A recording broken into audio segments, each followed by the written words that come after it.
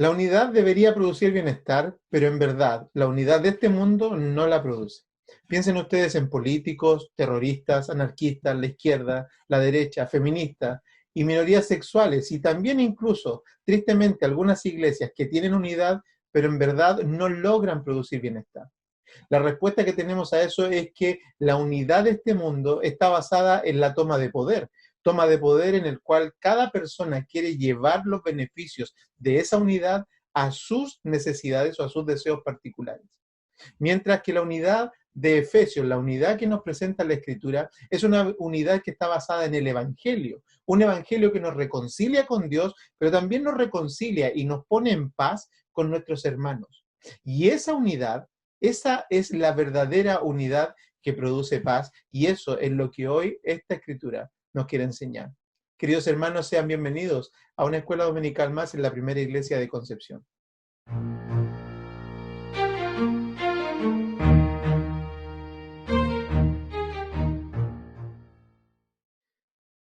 Queridos hermanos, es una alegría estar con ustedes, estar de nuevo en este tiempo en donde podemos estudiar la palabra del Señor para encontrar riqueza en que podamos ser nosotros bendecidos hoy, en este tiempo, a través de la palabra de Dios. Hoy tenemos en medio nuestro, estamos avanzando en la carta a los Efesios y estamos en el capítulo 2, estamos viendo los versos 11 al 16 en esta lección que es parte de una sección más amplia, pero hoy vamos a ver estos versículos y quisiera invitarles que podamos leer la palabra del Señor para luego entrar en lo que el Señor nos quiera hablar hoy. Vamos a leer entonces Efesios capítulo 2 de los versículos 11 al 16. Y dice así la palabra del Señor.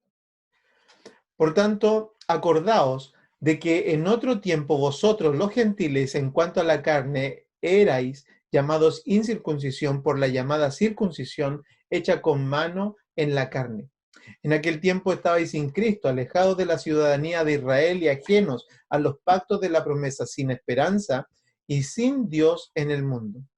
Pero ahora en Cristo Jesús, vosotros que en otro tiempo estabais lejos, habiendo sido hechos cercanos por la sangre de Cristo, porque Él es nuestra paz, que de ambos pueblos hizo uno, derribando la pared intermedia de separación, aboliendo en su carne las enemistades, la ley de los mandamientos expresados en ordenanzas, para crear en sí mismo de los dos un solo y nuevo hombre, haciendo la paz y mediante la cruz reconciliar con Dios a ambos en un solo cuerpo, matando en ella las enemistades.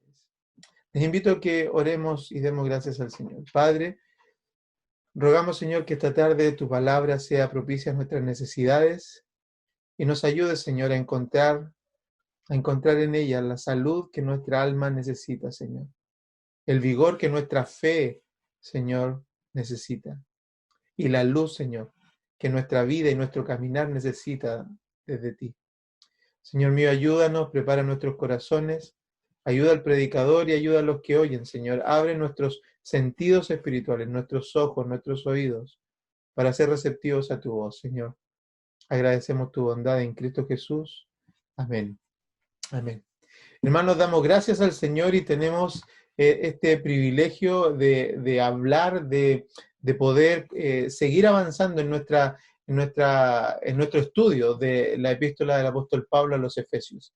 Y decíamos al principio que las buenas obras que derivan de nuestra posición en Cristo efectivamente deben verse reflejadas en un indicador que es tanto para con Dios como para con los hombres y que es muy distinto del indicador que se produce en el mundo.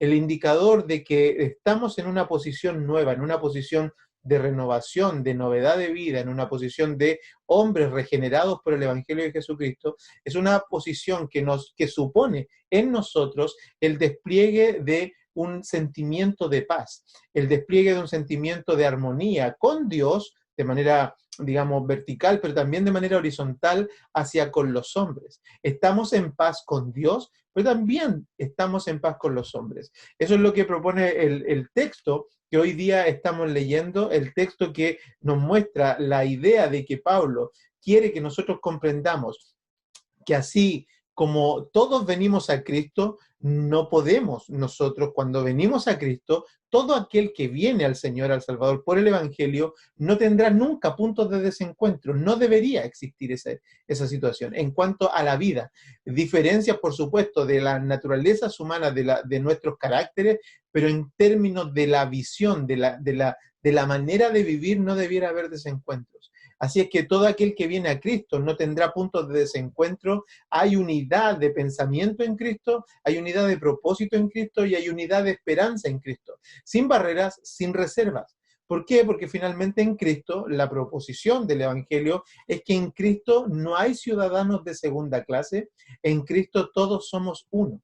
Y ya esas barreras han sido derribadas por Cristo y por la cruz. Así es que los creyentes viven el Evangelio siendo, ahora dependiendo, mirando el texto, ¿cierto? Siendo conscientes de nuestro pasado y de lo que ahora somos en Cristo. Y eso nos debe llevar a dos consideraciones que son las que vamos a ver hoy. El creyente comprende la paz que tiene para con Dios, pero el creyente también debe entender y debe vincular esa paz con el resto del mundo y con su plan, con el plan, perdón, de Dios en el mundo a través de la salvación por el Evangelio. Así es que nosotros somos conscientes primero de que tenemos paz con Dios y de cómo se produjo eso, y eso empuja al creyente entonces a buscar la paz y producir lo que decía al principio, bienestar. Bienestar, un bienestar, digamos, que proviene no de las fuerzas o del esfuerzo humano, sino que proviene precisamente de una reconciliación que primero sucedió con Dios y que ahora debe suceder, por cuanto somos hermanos en Cristo Jesús con todos aquellos que están en el mismo evangelio que nosotros. Así es que vamos a ver ahora algunos puntos de la palabra del Señor y quiero primero que veamos de los versículos que veamos algunos aspectos de este pasaje que tenemos por delante. Los versos parten diciendo que nosotros debemos acordarnos, del verso 11 dice que nosotros debemos acordarnos de que en otro tiempo nosotros no somos no éramos parte de esta familia, estábamos lejos del Señor. Y eso ya Pablo de los capítulos anteriores, ¿no es cierto? O los versículos del 1 al 10, ya nos ha mostrado este aspecto de que nosotros fuimos redimidos, fuimos comprados, fuimos elegidos en el capítulo 1, fuimos redimidos también en el capítulo 1, fuimos también sellados para buenas obras, que era lo que vimos la semana pasada. Y esas buenas obras deben ahora materializarse, esas buenas obras empiezan a avanzar. Y recuerden ustedes que dijimos que Efesios es un recorrido desde la teología a la práctica para mostrarnos cómo es que debemos vivir ahora de manera segura en Cristo, pero también de manera práctica en Cristo. Así que la primera parte donde expresa el apóstol que nosotros no éramos, debemos tener una conciencia de realidad, de que lo que hoy somos no nos permite a nosotros tener una posición de superioridad sobre los otros, porque nosotros en otro tiempo no éramos parte de esta gracia bendita en la cual hoy día gozamos y disfrutamos los beneficios de estar en la familia de Dios. Así es que somos salvos, ¿no es cierto?, para buenas obras, es lo que veíamos la semana pasada. Fuimos elegidos, fuimos comprados, estamos asegurados y estamos en una posición ahora que nos permite hacer buenas obras. Recordemos, y esto creo que es bueno enfatizarlo cada vez que podemos, ¿no es cierto? Y es que nosotros no hacemos buenas obras para haber recibido salvación, sino que una cuestión importante, la salvación que produjo regeneración en nosotros, un cambio de afectos, ahora nos ha habilitado para que nosotros podamos hacer buenas obras. Es decir, la transformación de una naturaleza, como la que hablábamos la semana pasada, ¿no es cierto? La transformación de una naturaleza nos puso ahora en una naturaleza en que nosotros tenemos, digamos, sensibilidad a hacer estas buenas obras. Pero el apóstol, de todas maneras, versículos 11 y versículos 12, nos muestra que debemos ser conscientes de la división que se produce en la carne. Es decir, un cristiano nuevo, un cristiano recién nacido o un cristiano que se está involucrando en el reino de Dios debe ser consciente de que va a encontrar en el mundo hostilidad. Va a encontrar en el mundo hostilidad, incluso va a encontrar en el mundo, digamos, este sentido de ya no pertenencia. ¿Por qué? Porque hay una división en la carne y que a veces también se traspasa a la iglesia. Recuerden ustedes que Efesios está hablando de una iglesia, ¿no es cierto?, que ha despertado, ha salido de los ídolos, ha salido del paganismo, ha salido de incluso la hechicería. Recuerden Hechos 19, cuando muestra que Pablo, al predicar esto, muchas personas vinieron y quemaron sus libros de magia. Es decir, hay mucha gente que salió, pero imagínense ahora ustedes, por favor, viniendo a Cristo, a una persona, a un hechicero que llega a la iglesia y se ha convertido al evangelio. Imagínense viniendo a la iglesia ahora a un mormón, un hechicero, un, no sé, pudiéramos pensar, dado el contexto en que estamos, ¿no es cierto?, en las situaciones que estamos viviendo en el mundo, pero imagínense a una feminista viniendo a Cristo, imagínense a una persona, ¿no es cierto?, homosexual viniendo a Cristo. Imagínense a estas personas que están derechamente en contra, perdidos, extraviados por el pecado, ¿cierto?, viniendo a Cristo, y nosotros los creyentes, los que estábamos ahí, tenemos que recibirlo. Esta es la presión que tenemos en el Evangelio. ¿Cómo hacemos nosotros esa diferencia? Porque ya sabemos que ellos en sus grupos, en verdad, procuran dar una sensación de unidad. Y usted ve cómo cada grupo se abandera y cada grupo sacó su pañuelo, y cada grupo sacó su color, y cada grupo tiene sus formas de manifestarse, algunas totalmente aberrantes, unas cuestiones que uno no entiende cómo la sensatez se ha perdido en el mundo. Pero independiente de eso y sin entrar en esa discusión, usted ve que cada uno de ellos en sus grupos tienen unidad, pero entre ellos son capaces de matarse. Entre ellos son capaces de desacreditarse hasta lo más bajo. Son capaces de hacer cualquier cosa con tal de que la unidad de ese grupito sea la unidad ganadora y sea la unidad que produce bienestar para ellos mismos. Pero en Cristo, la situación cambia. ¿Por qué le digo que cambia? Porque probablemente en estos grupos anarquistas, lo que yo decía, el político, incluso cualquiera, si alguno de ellos viniera a su grupo, lo primero es que lo van a mirar con rechazo. Lo primero es que no lo van a aceptar. No lo van a aceptar, no lo van a abrazar con sus diferencias, sino que derechamente usted ha visto cómo han sido estas trifulcas, incluso en que ni siquiera logran conversar estas personas. Tristemente, en Cristo a veces la situación tampoco no es a esos extremos, pero tristemente vemos a veces en que nosotros mismos en la iglesia tampoco producimos esa unidad. Y eso es una reprensión para nosotros, porque este texto no está hablándole al mundo, le está hablando a los creyentes. Este texto está hablando, preparando a la iglesia, porque en verdad Éfeso es una ciudad donde se predicó el evangelio, que probablemente tenía todas estas mismas aberraciones. Recuerden ustedes que en Éfeso está el templo de Diana a los Efesios, que ellos creían que la manera en que su diosa, ¿cierto?, los escuchaba era a través de las relaciones sexuales, a través del contacto sexual. Así que imagínense el nivel de perversión que nosotros vemos ahora en las noticias. Probablemente haya sido algo similar, pero de repente el evangelio produce cambio.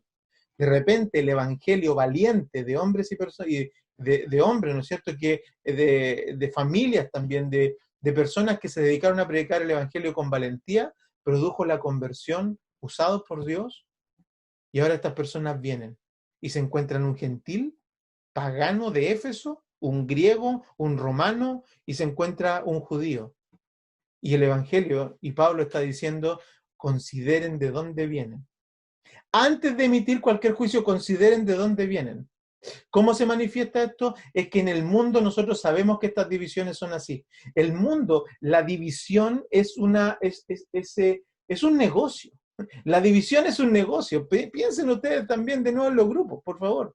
Piensen ustedes en que todo esto finalmente es un negocio, porque están los de acá, están los de abajo, están los de arriba, están los del centro, están los del lado, todo grupo tiene su gente que los financia, todo grupo saca provecho de estar en esa situación. Hay tanto hermano incluso, hay tanta persona ingenua que mire, yo me acuerdo cuando era más chico, era chico y me acuerdo en el tiempo del 80, cuando era la UDI, era el sí y el no. Cuestiones similares, la estamos viviendo de nuevo, el sí y el no.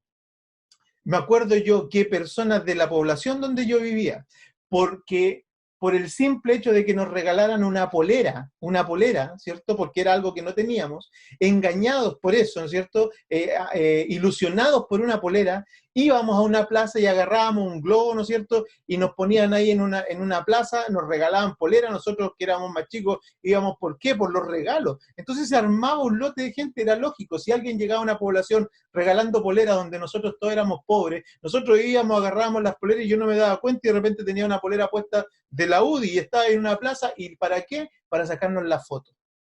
Ahí digo, con esto quiero decir que la unión, la unidad que estas personas buscan, la unidad que estos grupos buscan, muchas veces hacen presa de los ingenuos, de los necios, de los que no están pensando, de los que están buscando suplir necesidades más básicas de las cuales estos grupos se aprovechan.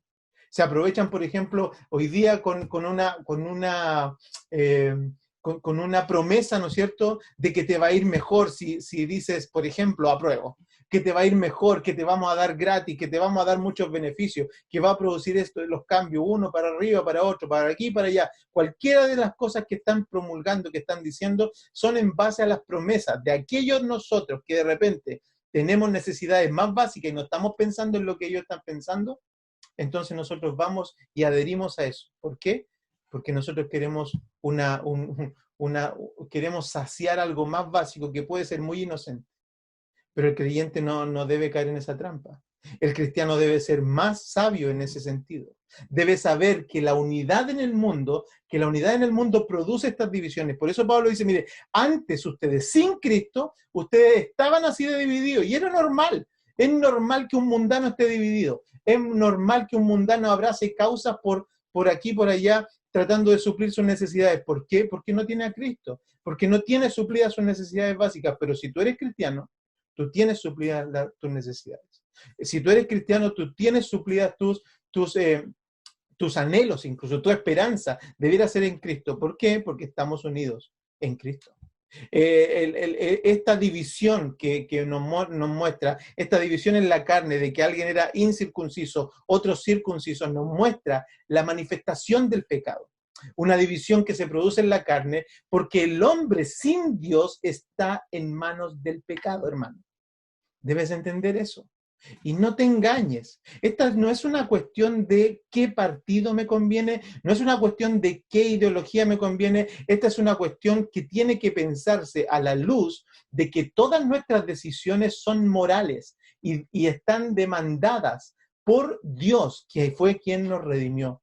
Si a ti te gusta recibir los beneficios espirituales de estar en Cristo, de estar seguro, de estar reservado para la gloria, en esta tierra debes comportarte según la estatura de ese llamado y de esa vocación, de ese regalo que Dios te ha dado.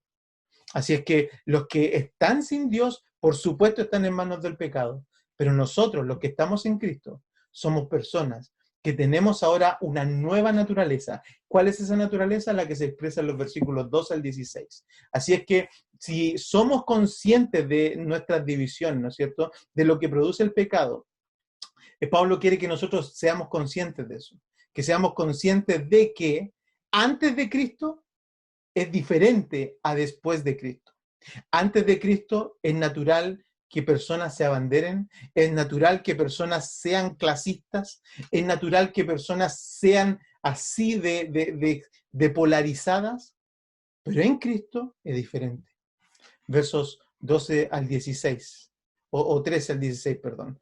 Pero ahora en Cristo Jesús, vosotros que en otro tiempo estabais lejos, habiendo sido hechos cercanos por la sangre de Cristo, porque Él es nuestra paz, ¿cierto?, que de ambos pueblos hizo uno, derribando la pared intermedia, la separación, aboliendo en su carne las enemistades, la ley de los mandamientos expresados en ordenanzas, para crear en sí mismo de los dos un solo y nuevo hombre, haciendo la paz y mediante la cruz reconciliar con Dios a ambos, en un solo cuerpo, matando en ella las enemistades.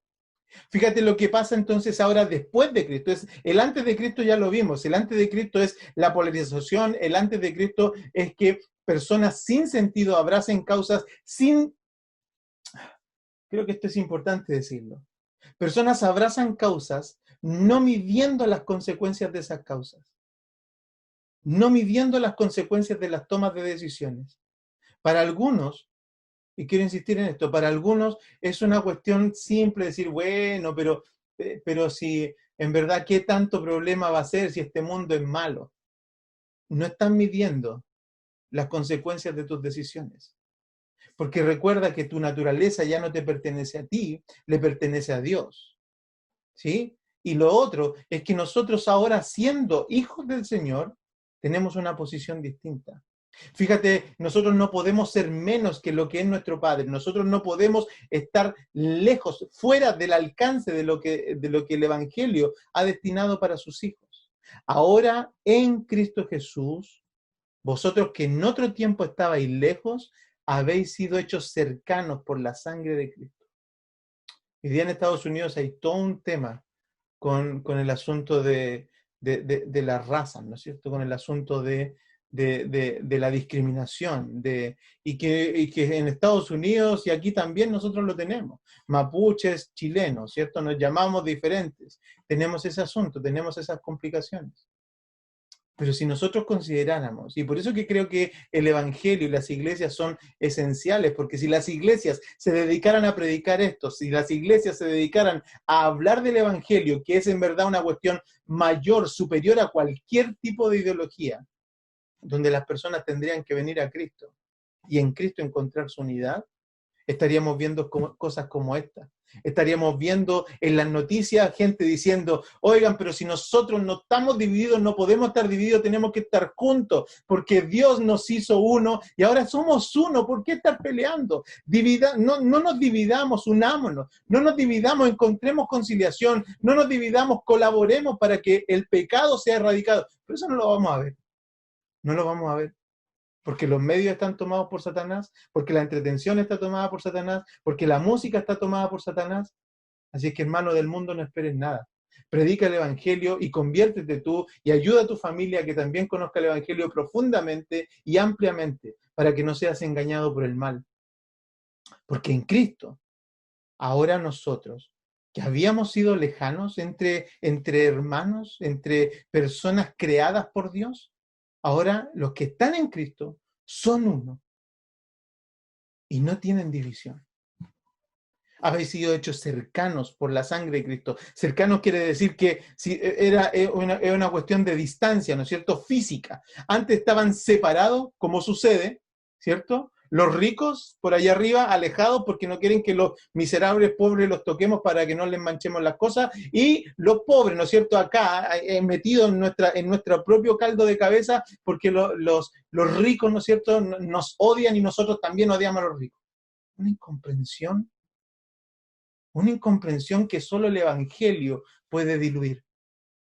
Donde nosotros en nuestras iglesias tenemos personas muy acomodadas, tenemos personas muy humildes, pero en la iglesia somos uno. En la iglesia se produce lo único que en ningún otro lugar se produce. Por supuesto, usted me puede mencionar en el estadio también. Sí, pero es que en el estadio estás una vez y no te ves, no compartes, no eres hermano. Te vas a ver un partido y listo, se acabó. Ahí son unos, pero porque están mirando un partido de 90 minutos. Pero en la iglesia comemos juntos, cantamos juntos, saludamos a nuestros hermanos, saludamos nuestros cumpleaños, nuestros hijos juegan juntos, crecen juntos, se aman. Estudian juntos, se casan juntos, porque el Evangelio transforma vidas, porque el Evangelio es el único que tiene el poder de diluir lo que antes nos ponía separados en lugares separados, ahora nos puede unir en un mismo lugar. Por eso es que es tan necesario, hermanos, volver a nuestras iglesias. Por eso es que es tan necesaria la comunión de los santos. Por eso es que es tan necesaria la unidad del cuerpo de Cristo. El cuerpo de Cristo es raro cuando está así separado. La única razón por la que podemos estar separados es por persecución, porque nos estén siguiendo o por estos casos extremos. Pero de cualquier otra manera, el cuerpo de Cristo debe hacer todo lo posible por estar juntos. ¿Saben por qué? Porque Él es nuestra paz. Él nos dejó en una posición en donde ahora tenemos paz, no solo con Dios, sino con los hombres, con nuestros hermanos. Él es nuestra paz porque de Él, ¿no es cierto? Por Él, ¿cierto? Y para Él también podríamos decir, para Él hizo de ambos pueblos, de pueblos enemistados, hizo una sola cosa. Y Él nos muestra, menciona aquí el apóstol Pablo, una serie de cosas que hizo que se produjera esta unión. ¿Cómo la derribó? La derribó primero, derribando primero la distancia, las divisiones. Segundo, la derribó quitando de en medio nuestro las enemistades, el odio. Y tercero, sin la presión de reglas humanas, ¿cierto? De estas normas que gente se pone, de estas reglas que se ponen para distanciar a las personas o para hacer de las personas clases. Fíjese, versículo 14, porque Él es nuestra paz, que de ambos pueblos hizo uno, derribando la pared intermedia de separación, nos hizo cercanos, aboliendo en su carne las enemistades, el odio que antes había entre las personas. En Cristo, ese odio Cristo lo pagó, el odio de ambos pueblos. Recuerden ustedes cuando crucifican al Señor, ¿quiénes van ahí? Los que se odiaban, judíos, romanos, fariseos, saduceos, todos ellos que eran grupitos que no se podían ver, se juntaron a una y manifestaron todo su odio, enemistad, ahora no entre ellos, sino en Cristo. De esa manera Cristo compró nuestras enemistades. Él dijo que tienen tanta rabia, descárguenla sobre el Cordero Inmolado. Tienen tanta insatisfacción por este mundo, descárguenla sobre el Cordero Inmolado. Porque en mi carne, se van a abolir, dijo Cristo, todas las enfermedades del hombre. Y la enemistad del odio, hermano, es una enfermedad. Tú no puedes vivir odiando. No existe esa idea de un cristiano que odia. No existe en un cristiano la idea de que alguien aborrece, de que tiene enemistades, de que tiene pleitos. Por eso que en nuestras iglesias aconsejamos, por eso que en nuestra iglesia también de alguna manera exhortamos, reprendemos a que no existan estas divisiones, porque el evangelio es una inconsecuencia en personas que están odiando a otros. Así como también lo es el hecho de que se instauren reglas, normas, leyes para segregar y catalogar a los cristianos como de primera y segunda categoría. Por eso amo a la iglesia, porque la iglesia es el único lugar donde he encontrado que las personas tienen un trato y deben tratarse de manera igual. En la iglesia nosotros no producimos estrellas. En la iglesia nosotros no producimos ciudadanos destacados. Somos todos iguales.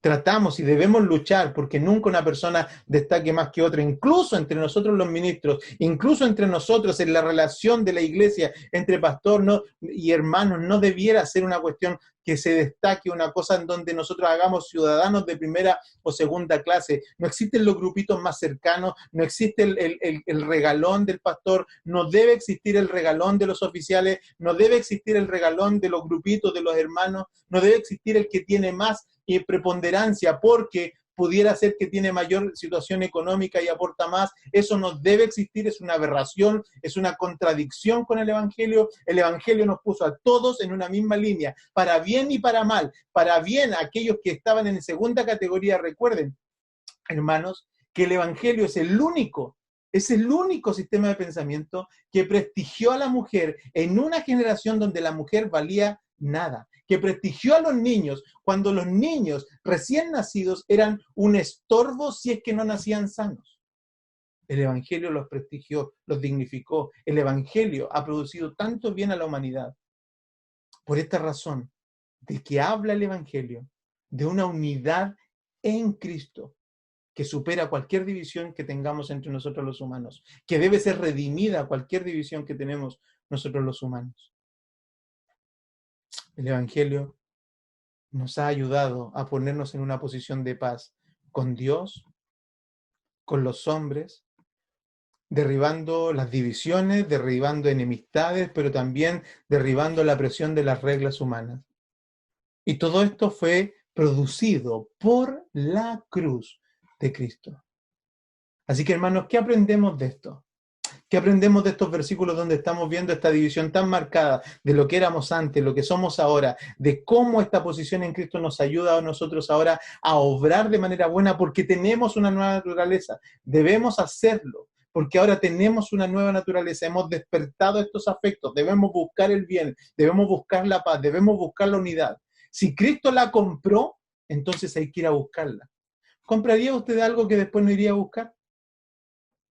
¿Compraría usted algo, se pondría de acuerdo, pagaría usted por algo y después a usted le daría lo mismo si lo van a buscar? No lo hacemos. De la misma manera, no esperemos que Cristo esté tan tranquilo con nosotros como iglesia si es que la paz que Él compró, nosotros no la instauramos, al menos en la iglesia, a través del Evangelio.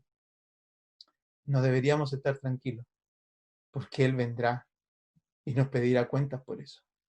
Así que, ¿qué aprendemos ahora al final de este estudio en este texto? Aprendemos al menos dos cosas. Yo creo que debemos aprender a tener un sentido de cordura respecto de que en el mundo puede ser que hayan grupos e incluso razas, pero en Cristo hay una sola raza. En Cristo hay un solo grupo, el cuerpo de Cristo. Y por supuesto, entonces, eso nos debe llevar a algunas consideraciones prácticas, algunas aplicaciones prácticas que nos deben hacer a nosotros vigilar cualquier sentimiento de superioridad entre hermanos.